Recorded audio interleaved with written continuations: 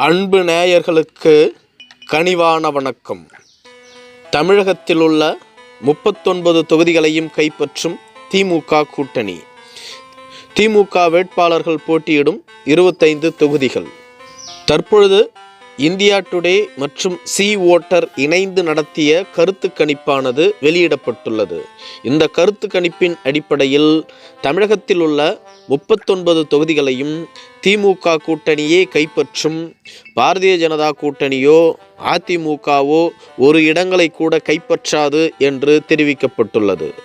India முழுவதும் நடத்தப்பட்ட கருத்து கணிப்பில் தென் மாநிலங்களில் பாரதிய ஜனதாவிற்கான ஆதரவு குறைவாக இருப்பதாகவும், குறிப்பாக தமிழ்நாடு, கேரளா போன்ற மாநிலங்களில் பாரதிய ஜனதா கட்சி ஒரு இடங்களை கூட கைப்பற்றாது என்றும் கூறப்பட்டுள்ளது.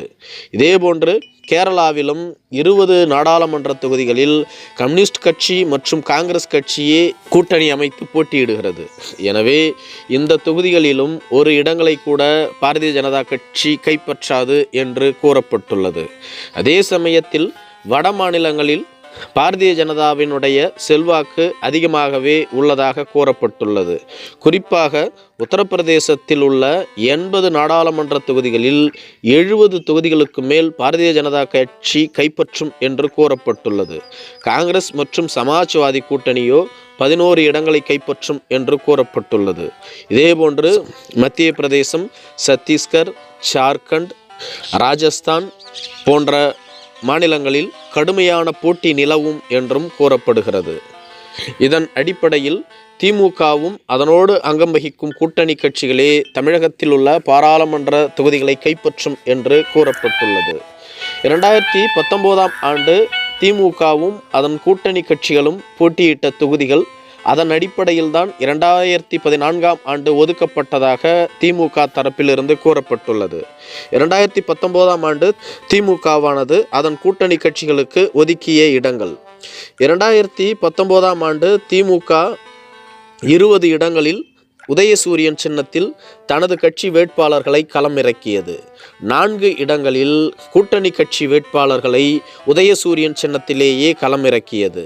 மொத்தமாக சேர்த்து தமிழகத்தில் 24 இடங்களில் உதயசூரியன் சின்னத்தில் போட்டியிட்டது திமுக கூட்டணி. திமுகவோ 24 இடங்களிலும் வெற்றி பெற்றது.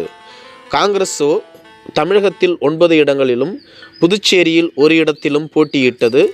ஆனால் தமிழகத்தில் தேனியை தவிர்த்து மற்ற 8 இடங்களில் வெற்றியை பெற்றது. தேனியில் போட்டியிட்ட காங்கிரஸ் கட்சியின் மூத்த தலைவரான திரு EVKS இளங்கோவன் அவர்கள் தோல்வியை தழுவினார்.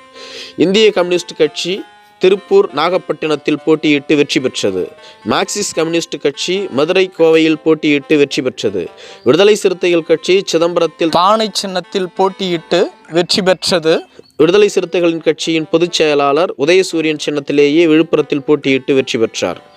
IUML கட்சியின் சார்பில் ராமநாதபுரத்தில் ஏணி சின்னத்தில் போட்டியிட்டு வெற்றி பெற்றார்கள்.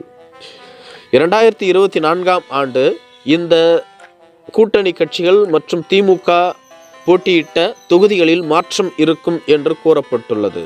திமுக மாவட்ட மற்றும் உயர்மட்ட நிர்வாகிகளினுடைய வேண்டுகோளை ஏற்று ஒரு சில மாற்றங்களை செய்ததாகவும் கூறப்படுகின்றது.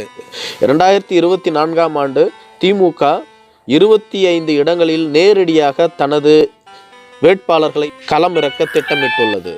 3 இடங்களில் கூட்டணி கட்சி வேட்பாளர்களுக்கு ஒதுக்கி அதில் உதயசூரியன் சின்னத்திலேயே அவர்களை நிறுத்த முடிவு செய்துள்ளது. இதனுடைய அடிப்படையில் 28 இடங்களில் திமுக தனது உதயசூரியன் சின்னத்தில் போட்டியிட திட்டமிட்டுள்ளது. மற்ற இடங்களை மட்டுமே கூட்டணி கட்சிகளுக்கு ஒதுக்க திட்டமிட்டுள்ளது. உதாரணத்துக்கு, சென்ற முறை காங்கிரஸ் கட்சிக்கு தமிழகத்தில் 9 இடங்களையும் புதுச்சேரியில் ஒரு இடத்தையும் வழங்கியிருந்தது திமுக.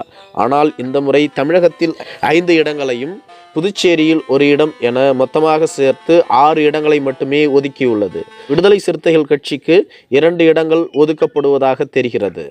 விடுதலை சிறுத்தைகள் கட்சி சென்ற முறை போட்டியிட்ட விழுப்புரம் மற்றும் சிதம்பரம் தொகுதிகளில் தான் போட்டியிடுவார்கள் என்றும் கூறப்படுகிறது. அதே சமயத்தில் சென்ற முறை விழுப்புரம் தொகுதியில் போட்டியிட்ட துரை ரவிக்குமார் அவர்கள் உதயசூரியன் சின்னத்தில் போட்டியிட்டார். ஆனால் இம்முறை அவர்களின் சின்னமான பானை சின்னத்தில் தான் போட்டியிடுவார் என்று கூறப்பட்டுள்ளது. இதேபோன்று IUML சென்ற ராமநாதபுரம் நாடாளுமன்ற தொகுதியில் ஏணி சின்னத்தில் போட்டியிட்டு வெற்றி பெற்றது. இந்த முறை ராமநாதபுரம் தொகுதியில் திமுக நேரடியாக களம் இறங்கும் என்று கூறப்படுகிறது. அதற்கு பதிலாக வேலூர் தொகுதியை ஒதுக்கலாம் என்று கூறப்படுகிறது. இதேபோன்று கொங்கு தேசிய மக்கள் கட்சிக்கு ஒரு இடம் ஒதுக்கப்பட்டுள்ளது. இவர்கள் உதயசூரியன் சின்னத்தில் போட்டியிடுவார்கள் என்று கூறப்பட்டுள்ளது.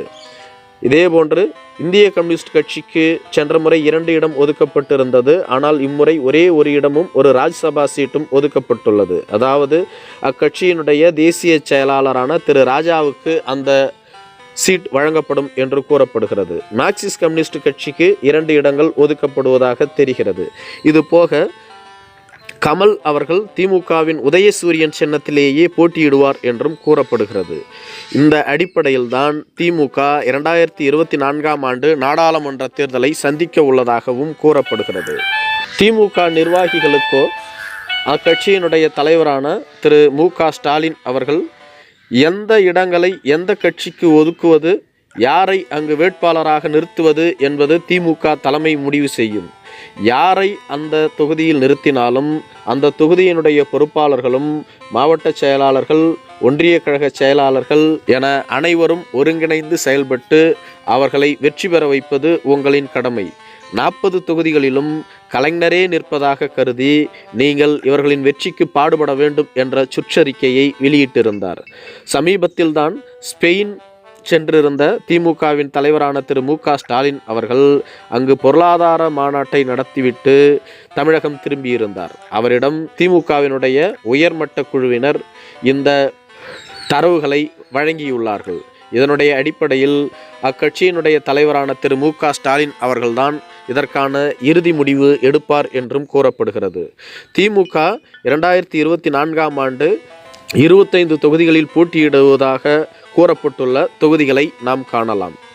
திருவள்ளுவர் தொகுதி, வடசென்னை தொகுதி, மத்திய சென்னை தொகுதி, தென் சென்னை தொகுதி, ஸ்ரீபெரும்புதூர் தொகுதி, அரக்கோணம் தொகுதி, காஞ்சிபுரம் தொகுதி, தர்மபுரி தொகுதி, கிருஷ்ணகிரி தொகுதி, சேலம் தொகுதி, திருவண்ணாமலை தொகுதி, கள்ளக்குறிச்சி தொகுதி, ஈரோடு தொகுதி, உதகமண்டலம் தொகுதி, பொள்ளாச்சி தொகுதி, திண்டுக்கல் தொகுதி, பெரம்பலூர் தொகுதி, நாகப்பட்டினம் தொகுதி, தஞ்சாவூர் தொகுதி, மயிலாடுதுறை தொகுதி, தேனி தொகுதி, சிவகங்கை தொகுதி, ராமநாதபுரம் தொகுதி, தூத்துக்குடி தொகுதி, திருநெல்வேலி என மொத்தமாக 25 இடங்களில் திமுக நேரடியாக வேட்பாளர்களை நிறுத்த முடிவு செய்துள்ளதாக கூறப்படுகிறது. மற்ற இடங்களில் அவர்களினுடைய கூட்டணி கட்சிக்கு ஒதுக்குவதாகவும் தெரிகிறது.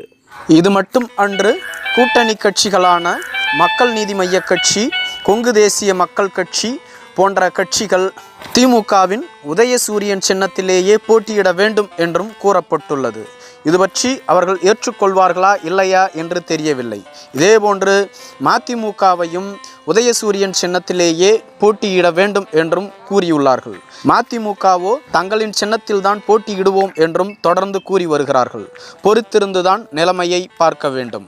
இந்த 25 இடங்களுக்குமான உத்தேச வேட்பாளர் பட்டியலானது மிக விரைவில் வழங்கப்படும் என்றும் கூறப்படுகிறது. இந்த தரவுகள் அனைத்தும் திமுக கூட்டணியின் முதல் கட்ட பேச்சுவார்த்தையின் முடிவில் வெளியிடப்பட்டவைகள் மட்டுமே. திமுகவினுடைய 2ஆம் கட்ட பேச்சுவார்த்தை நடைபெறவுள்ளது. அதனைத் தொடர்ந்து தொகுதிகள் இறுதி செய்யப்பட உள்ளன.